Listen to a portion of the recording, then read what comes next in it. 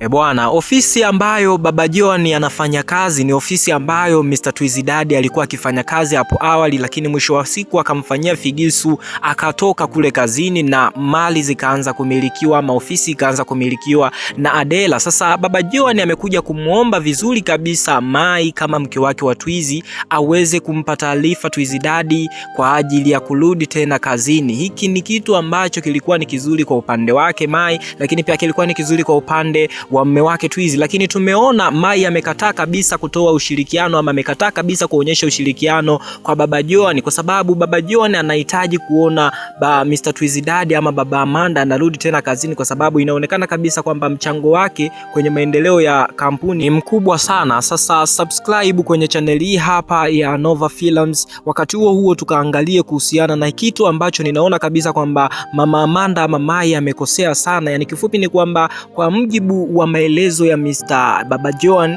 ni inaonekana kabisa kwamba kwa sasa kampuni inaelekea kufa, kwa sababu kiongozi ambaye anaiendesha kwa sasa ama manager ambaye anaiongoza kwa sasa hana uzoefu wowote ule wa kazi, hivyo kampuni inaelekea kudidimia. Lakini kwa mujibu wa maelezo yake pia Mr. Baba John anasema kwamba Mr. Twizy Daddy ni tegemeo la pekee la kuifanya kampuni iweze kuinuka tena, lakini Mai amekataa kabisa, na tunafahamu kabisa kwamba kwa wakati huu Mr. Twizy Daddy anahitaji kazi na anataka kuirudisha kampuni yake tena kwenye mikono yake, na ingekuwa ni rahisi sana kama Mai angekubaliana na Mr. Baba John kumrudisha tena kazini Mr. Twizy Daddy. Ingekuwa ni simple sana kuweza kupata nyaraka za kampuni, lakini pia kuweza kuirudisha kampuni kwenye mikono yake. Lakini kwa kuwa Mai anafikiri kwamba mume wake kwa sasa amepata kazi sehemu nyingine, na tunaweza tukamlaumu Mai, lakini nafikiri pia Mai yuko sahihi, kwa sababu tayari Mr. Twizy Daddy ameshasema kwamba amepata kazi kampuni nyingine. So huenda anachokifanya hapa Mai ni kwa sababu alipata maelekezo na mume wake ya kwamba ameshapata kazi sehemu nyingine. So kwa upande mwingine tunaweza tukasema kwamba hata Twizy Daddy amejizibia riziki. Yani kifupi ni kwamba kazi yake ilikuwa inakwenda kuwa simple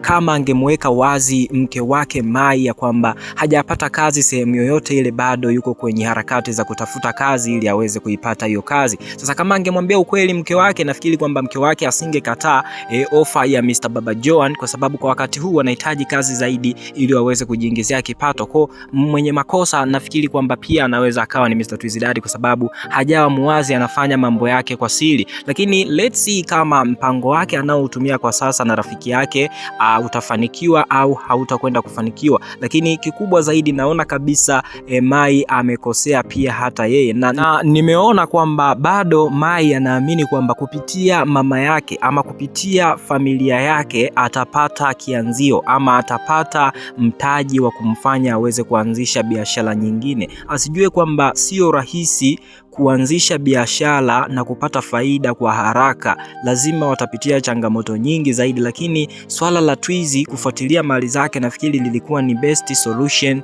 na kwa wakati huu ambapo Baba John ameweza kuja hapa nyumbani na kumuomba Mai amwachie mawasiliano ya Mr. Twizy Daddy, ilikuwa ni rahisi sana kwa Mr. Twizy kuweza kufanikisha jambo lake la kupata kampuni yake tena kwa wakati mwingine. Lakini Mai amegoma kabisa kutoa namba, lakini ameambiwa kwamba Mr. Twizy Daddy akija amwambie kwamba Baba John alikuja hapa kumtafuta, hivyo basi amtafute. Lakini tumeona Twizy Daddy amerudi nyumbani, lakini Mai hakuzungumzia kuhusiana na ujio wa Baba John, kuhusiana na kile kitu kilichomleta Baba John hapa ndani. Hii inaonyesha kabisa kwamba Mai amesharidhika na maisha ya humu ndani. Lakini pia wasiwasi wangu mwingine ni kwamba Mai huenda hana mpango kabisa wa kutoka kwenye hii nyumba, kwa sababu tumeweza kuona tayari ameshamwandalia mtoto shule. Yani kifupi ni kwamba mtoto tayari muda wowote anaenda shule. Hii inamaanisha kwamba zile wiki mbili walizosema kwamba watakaa humu ndani haziwezi zikatimizwa, kwa sababu tayari mambo yamebadilika kwa mjibu wa mambo ambayo tunayaona kupitia yale anayoyafanya Mai humu ndani. Ni kwamba Mr. Twizy Daddy yeye msimamo wake bado uko pale pale ya kwamba wiki mbili tu zikitiki basi anaondoka humu ndani. Lakini je, atafanikiwa kufanikisha kuonyesha mpango wake wa kuirudisha kampuni yake ndani ya hizo wiki mbili,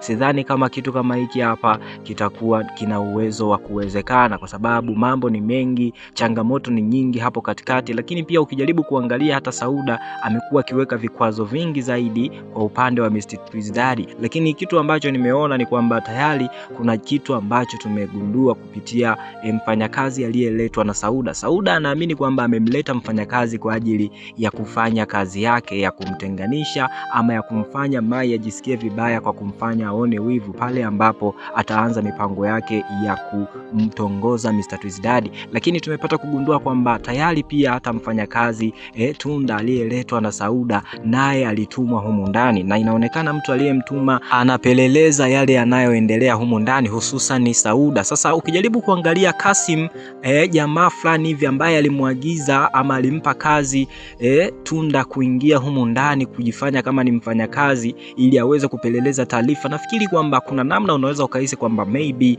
ni afande ama ni mtu fulani hivi mpelelezi anafanya kazi yake kwa ajili ya kukamata wahalifu, na huyo mhalifu nafikiri anayechunguzwa zaidi atakuwa ni Sauda. Lakini kuna namna napata mashaka ya kwamba huenda hata sio afande, bali ni mtu tu ambaye alikuwa na uadui na hii familia, au hata yeye ametumwa na mtu mwingine kwa ajili ya kuziteka ama kunyang'anya mali za mama huyu hapa. Nafikiri kitu kama hicho hapo kinaweza kikawa ni sahihi zaidi, kwa sababu tuliweza kuona wakati ambao Kasim alikuwa akimweleza Tunda ya kwamba ni kweli asitake kuamini kwamba maneno aliyoyazungumza baba yake ya kwamba wanawake huwa wanalegalega kwenye masuala kama haya hapa, mission kama hizi hapa. Nafikiri kwamba huenda wametumwa na baba yao, yani kifupi ni kwamba huenda Tunda akawa na uhusiano na mwamba Mr. Kasim na wametumwa na baba yao kwa ajili ya kuja kupeleleza namna ambavyo wanaweza wakateka ama wakachukua hizi mali za humu ndani. Lakini pia hilo ni option la kwanza tu, yani ni option ya kwanza, huenda ikawa hivyo. Lakini mpango mwingine naweza nikasema kwamba huenda wakawa ni maafande kweli wanachunguza kuhusiana na uhalifu ambao uliwahi kutokea kwenye hii nyumba, kuhusiana na kifo ambacho kiliweza kutokea cha baba wa hii nyumba, ambacho kinaonekana kabisa kilikuwa sio cha kawaida. So nafikiri kwamba huenda kitu kama hiki hapa ndo kitakuwa kinafanyika na Mr. Kasim pamoja na Tunda. Lakini pia kitu kikubwa zaidi nafikiri ni kuhusu kile kilichoweza kujiri kwa Mr. Baba Joan, majibu ya shiti kutoka kwa Mai, mke wa Mr. Twizdad.